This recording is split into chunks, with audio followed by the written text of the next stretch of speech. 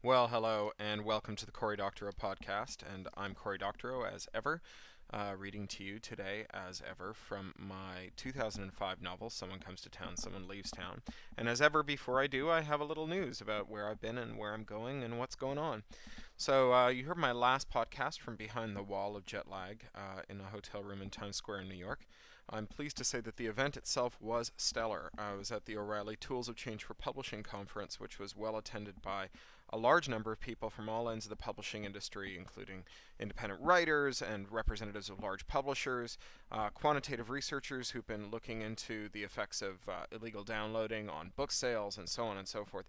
Really, a very wide gamut of people, including librarians, archivists, illustrators, publishers, you name it.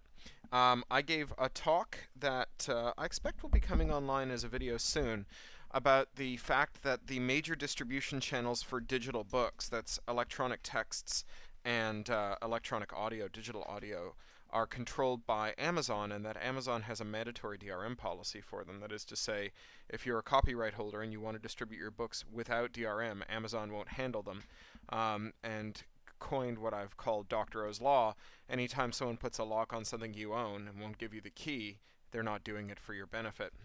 And that point really seemed to resonate with the publishers, and certainly got picked up a lot through the course of the conference.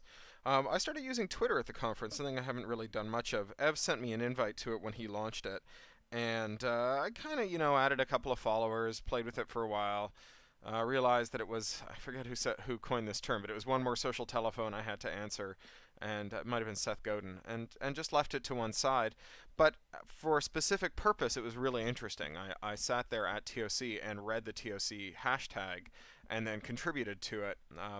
I found to my surprise that I had several thousand followers, some of whom seemed to be very upset to suddenly have this logorrheic eruption from my end of the Twitterverse. But if that's not what you want to read, then unsubscribe. Um, while I was away in New York, my daughter Posey, who has just turned 1, began to walk. Of course, this is always how it goes. You leave home for 4 days, and the kid hits a developmental milestone. But I'm home again, and I'm watching her walk and giggle and laugh and tell jokes and just be funny and sweet and charm the pants off of everyone she meets, and it's just so much fun. We've started watching the Muppets together, which is great. We've got 6 DVDs of Muppet episodes from various years. Watched the Steve Martin one together yesterday, and she thought the excuse me bit with the arrow through the head was superb.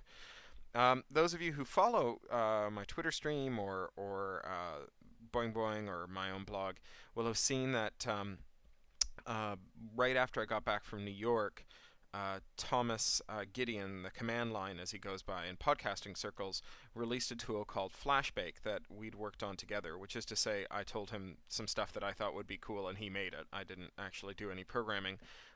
He created this thing called Flashbake for me that stores all of my writing in a source control repository as I write it. So every 15 minutes or so, my writing projects and my to-do list are added as a revision to this source control repository, which gives me a lot of kind of backwards insight into my writing process. It also records the last 3 Boing Boing headlines under my byline, and also the weather where I am, the city where my clock is set to, the uptime on my computer, and a few other bits of information as context, so that later on, when I'm trying to remember kind of what was going through my head when I wrote a given paragraph, I can just go back and see that.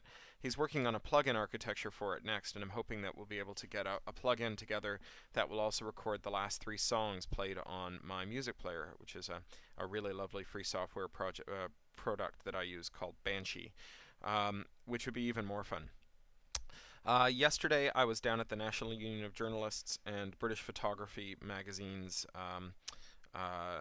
demonstration at Scotland Yard. There's just been a law introduced that makes it possible for the police to charge you and put you in prison for up to 10 years if you take a picture of a policeman in a way that might be of assistance to terrorists. Now, this is so broadly and vaguely worded that it's just begging to be used selectively to prosecute people with politically unpopular ideas, or in all the ways that selective legislation is used. So I thought it was pretty important to go out to, and it was fun to be out at a demonstration. You can see some photos from that in my Flickr stream. Let's see, what other good news? Well, I got email from the Tejas High School reading list. This is the most, it's the Texas school reading list, and it's the most influential of all the school reading lists in America. To say that Little Brother had been added to it, and that means, fundamentally, among other things, tens of thousands of book sales, because schools just order scads of the books that are on these reading lists, which is just great news for me. I tell you what. Some upcoming speaking things that you might want to catch me at. If you're in London, there's a couple of things coming up. On the 24th, I'm speaking, strangely enough, at a Tory think tank, the Policy Exchange, on a panel called Piracy, Do We Need It to Rescue Our Creative Industries? I'm opposite someone from NBC and a kind of super conservative MP. And I'll be speaking alongside of the current director, the new director of the Open Rights Group, Jim Killick. On the 28th of February, I'm on a panel at the Convention on Modern Liberty. This is the Guardian newspaper's new conference on modern liberty, and I'm on the closing plenary with, of all people, Billy Bragg, which should be kind of cool. On the 26th of February, I'll be at Open University. I'm going to be doing a day's talks. If you are attending OU or if you can dial into OU, you'll be able to see that. And then on March the 6th, I'm headed to Milan for the Meet the Media Guru event. I didn't name it, but should be fun and should be interesting to see some of Milan. I've never been there before. My wife and daughter are coming out for the weekend too, which will be great. Well, anyways, that's the news that's fit to print. And so after that, I will just get back to this novel I'm reading to you. Someone comes to town, someone leaves town. Kurt lived in the back of a papered-over storefront on Oxford. The front two-thirds were a maze of peeling, stickered-over stamped metal shelving units piled high with junk tech, ancient shrink-wrap software, stacked-up low-capacity hard drives, cables and tapes and removable media. Alan tried to imagine making sense of it all, flowing it into the inventory, and felt something like vertigo. In a small hollow carved out of the back, Kurt had arranged a cluttered desk, a scuffed twin bed, and a rack of milk crates filled with t-shirts and underwear. Alan picked his way delicately through the store and found himself a seat on an upturned milk crate. Kurt sat on the bed and grinned expectantly. "So?" he said. "So what?" Alan said. "So what is this? Isn't this great?" "Well, you sure have a lot of stuff, I'll give you that," Alan said. "It's all dumpstered," Kurt said, casually. "Oh, you dive?" Alan said. "I used to dive." It was mostly true. Alan had always been a picker, always on the lookout for bargoons, especially if they were sticking out of someone's trash bin. Sometimes, even if they were sticking out of someone's trash bin. Sometimes, especially if they were sticking out of someone's trash bin. Seeing what normal people threw away gave him a rare glimpse into their lives. Kurt walked over to the nearest shelving unit and grabbed a PC mini tower with the lid off. "But did you ever do this?" He stuck the machine under Alan's nose and swung the gooseneck desk lamp over to it. It was a white box PC, generic commodity hardware, with a couple of network cards. "What's that?" "It's a junk access point. I made it out of trash. The only thing I bought were the network cards, 2 wireless, 1 Ethernet. It's running a FreeBSD distribution off a CD, so the OS can never get corrupted. It's got a lot of sweet stuff in the distro. All you need to do is plug it in, point the antennae in opposite directions, and you're up. It does its own power management, it automatically peers with other access points if it can find them, and it does its own dynamic channel selection to avoid stepping on other access points." Alan turned his head this way and that, making admiring noises. "You made this, huh?" "For about $80. It's my 15th box. Eventually, I want to have a couple hundred of these." "Ambitious," Alan said, handing the box back. "How do you pay for the parts you have to buy? Do you have a grant?" "A grant? Shit, no. I got a bunch of street kids who come in and take digital pics of the stuff I have no use for, research them online, and post them to eBay. I split the take with them. Brings in a couple of grand a week, and I'm keeping about 50 street kids fed besides. I go diving 3 times a week in Concord and Oakville and Richmond Hill, anywhere I can find an industrial park. If I had room, I'd recruit 50 more kids. I'm bringing it in faster than they can sell it." "Why don't you just do less diving?" "Are you kidding me? It's all I can do not to go out every night. You wouldn't believe the stuff I find. All that I can think about is all the stuff I'm missing out on. Some days I wish that my kids were less honest. If they ripped off some more stuff, I'd have room for a lot more." Alan laughed. Worry for Edward and Frederick and George nagged at him, impotent anxiety, but this was just so fascinating. Fascinating and distracting, and, if not normal, at least not nearly so strange as he could be. He imagined the city gridded up with junk equipment, radiating internet access from the lakeshore to the outer suburbs. The grandiosity took his breath away. Look, Kurt said, spreading out a map of Kensington Market on the unmade bed. I've got access points here, here, here, and here. Another 8 or 10 and I'll have the whole market covered. Then I'm going to head north, cover the U of T campus, and push east towards Yonge Street. Bay Street and University Avenue are going to be tough. How can I convince bankers to let me plug this by their windows? Kurt, Allen said, I suspect that the journey to University Avenue is going to be a lot slower than you expect it to be. Kurt jutted his jaw out. What's that supposed to mean? There's a lot of real estate between here and there. A lot of trees and high rises, office towers and empty lots. You're going to have to knock on doors every couple hundred meters, at best, and convince them to let you install one of these boxes made from garbage and plug it in to participate in what? Democratic communication, Kurt said. Ah, well, my guess is that most of the people who you'll need to convince won't really care much about that. Won't be able to make that extra abstract notion concrete. Kurt mumbled into his chest. Allen could see that he was fuming. Just because you don't have the vision to appreciate this... Allen held up his hand. Stop right there. I never said anything of the sort. I think that this is big and exciting and looks like a lot of fun. I think that ringing doorbells and talking people into letting me nail this access point to their wall sounds like a lot of fun. Really, I'm not kidding. But this is a journey, not a destination. The value you get out of this will be more in the doing than in the having done.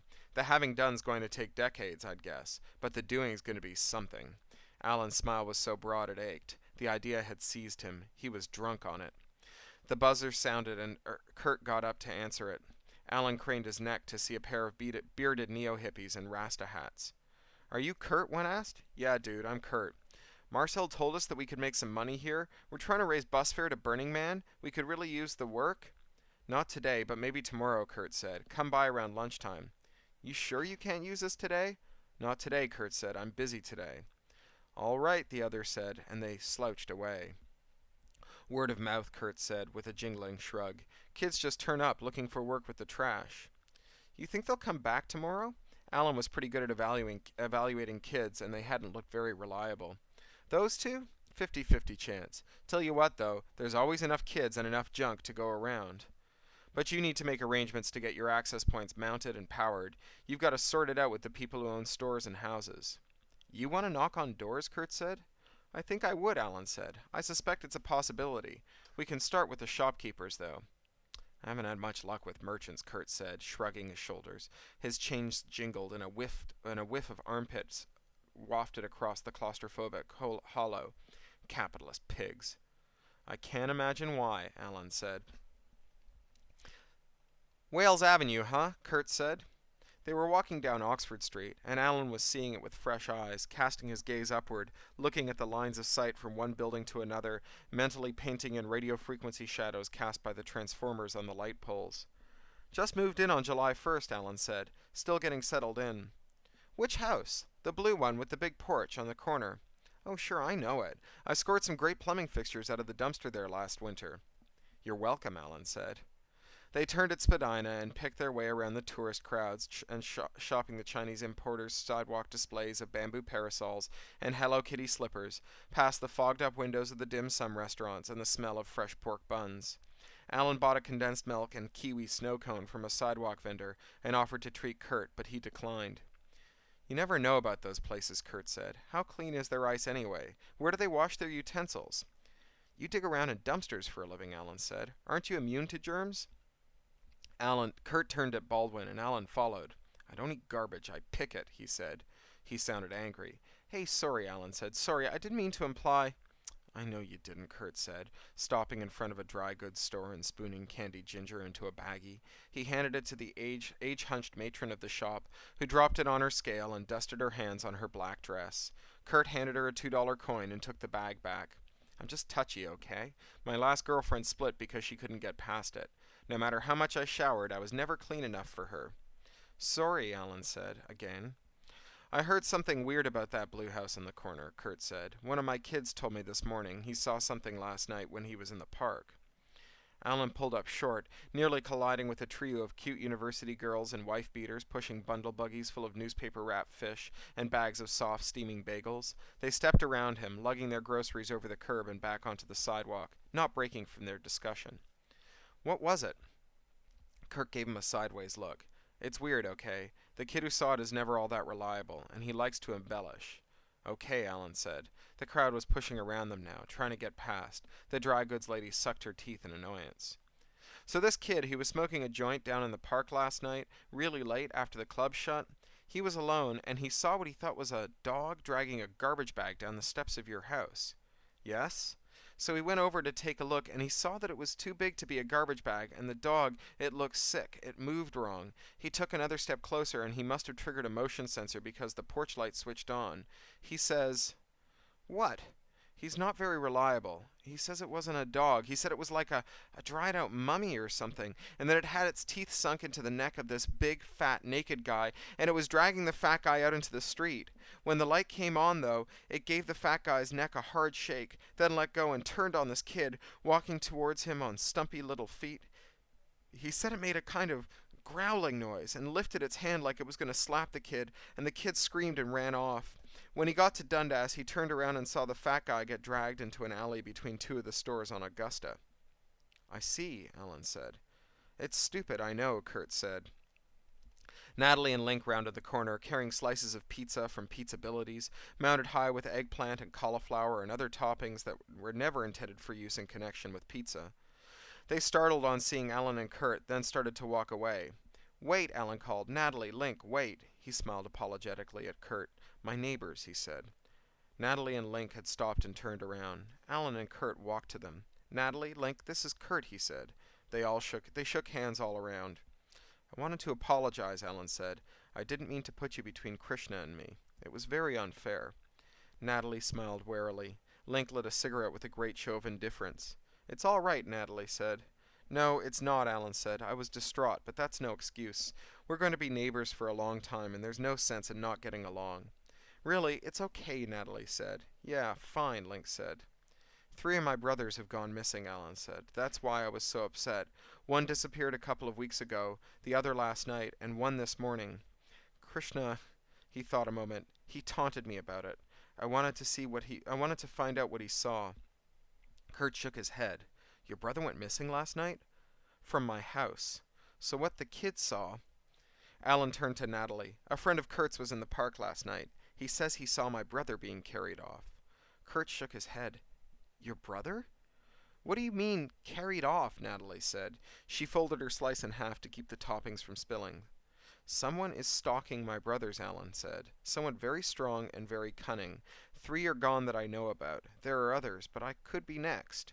Stalking, Natalie said. My family is a little strange, Alan said. I grew up in the North Country, and things are different there. You've heard of blood feuds? Natalie and Link exchanged a significant look. I know it sounds ridiculous. You don't need to be involved. I just wanted to let you know why I acted so strangely last night. We have to get back, Natalie said. Nice to meet you, Kurt. I hope you find your brother, Andy. Brothers, Alan said. Brothers, Natalie said, and walked away, briskly. Alan was the oldest of the brothers, and that meant that he was the one who blazed all the new trails in the family. He met a girl in the 7th grade. Her name was Marcy, and she had just transferred from Scotland. Her father was a mining engineer, and she'd led a gypsy life that put her in stark contrast to the 3rd-generation homebodies that made up the rest of their class. She had red hair and blue eyes, and a way of holding her face in repose that made her look cunning at all times. No one understood her accent, but there was a wiry ferocity in her movement that warned off any kid who thought about teasing her about it. Alan liked to play in the marshy corner of the woods that bordered the playground after school, crawling around in the weeds, catching toads and letting them go again, spying on the crickets and the secret lives of the larvae that grubbed in the milkweed. He was hunkered down on his haunches one afternoon when Marcy came crunching through the tall grass. He ducked down lower, then peered out from his hiding spot as she crouched down, and he heard the unmistakable patter of urine as she peed in the rushes. His jaw dropped. He'd never seen a girl pee before, had no idea what the squatting business was all about. The wet ground sucked at his sneaker, and he tipped back on his ass with a yelp. Marcy straightened abruptly and crashed over to him, kicking him hard in the ribs when she reached him, leaving a muddy toe print on his fall windbreaker. She wound up for another kick, and he hollered something wordless and scurried back, smearing marsh mud across his jeans and jacket. "You pervert," she said, pronouncing it, "Ya pervert." "I am not," he said, scooting back. "Watching from the bushes," she said. "I wasn't. I was already here, and what were you doing? I was just minding my own business, and you came by. I just didn't want to be bothered. This is my place." "You don't own it," she said, but she sounded slightly chastened. "Don't tell anyone I had a piss here, all right?" "I won't," he said. She sat down beside him, unmindful of the mud on her denim skirt. "Promise," she said. "It's so embarrassing." "I promise," he said. "Swear," she said, and poked him in the ribs with a bony finger. He clutched his hands to his ribs. "Look," he said, "I swear I'm good at secrets." Her eyes narrowed slightly. "Oh, I suppose you've got lots of secrets, then." He said nothing, and worked at keeping the smile off the corners of his mouth. She poked him in the ribs, then got him in the stomach as he moved to protect his chest. "Secrets, huh?" He shook his head and clamped his lips shut. She jabbed a flurry of pokes and prods at him while he scooted back on his butt, then dug her clawed hands into his tummy and tickled him viciously. He giggled, then laughed, then started to hiccup uncontrollably. He shoved her away roughly and got up on his knees, gagging. "Oh, I like you," she said. "Just look at that. A wee tickle and you're ready to toss your lunch." She tenderly stroked his hair until the hiccups subsided, then clawed at his belly again, sending him rolling through the mud. Once he'd struggled to his feet, he looked at her, panting. "Why are you doing this? You're not serious. This is the most fun I've had since we moved to this terrible place." "You're a sadist." He'd learned the word from a book he'd bought from the 10-cent pile in front of the used bookstore. It had a clipped-out recipe for liver cutlets between the pages, and lots of squishy grown-up sex things that seemed improbable if not laughable. He'd looked up sadist in the class dictionary. "Aye," she said, "I'm that." She made claws of her hands and advanced on him slowly. He giggled uncontrollably as he backed away from her. "Come here, you've got more torture coming to ye before I'm satisfied that you can keep a secret." He held his arms before him like a movie zombie and walked toward her. "Yeth, master," he said in a monotone. Just as he was about to reach her, he dodged to one side, then took off. She chased him, laughing, halfway up to the mountain, then cried off. He stopped 100 yards up the road from her. She doubled over with her hands planted on her thighs, face red, chest heaving. "You go on then," she called. "But it's more torture for you at school tomorrow, and don't you forget it." "Only if you catch me," he called back. "Oh, I'll catch you. Have no fear."